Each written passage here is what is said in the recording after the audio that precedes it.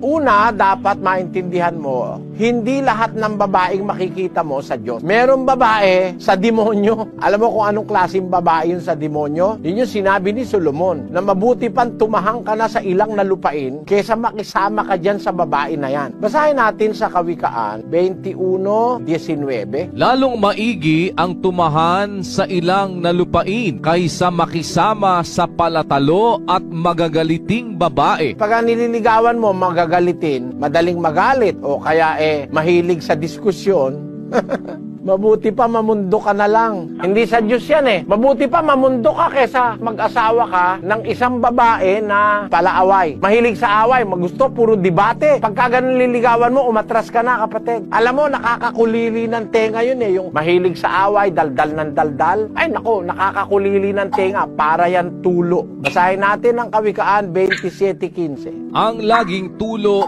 sa araw na maulan at ang babaeng palatalo ay magkahalintulad. Kita mo, pareho lang sila ng tulo. Hindi ka makakatulog, awayin ka ng awayin. Kaya kung mag-aasawa ka, maghahanap ka ng tahimik na babae. Hindi madaldal, hindi chismosa, hindi palaaway. Alam mo kasi, bawal ng Diyos yun Kung ikaw sa Diyos, bawal ng Diyos mag-asawa ka ng palaaway at magagalitin.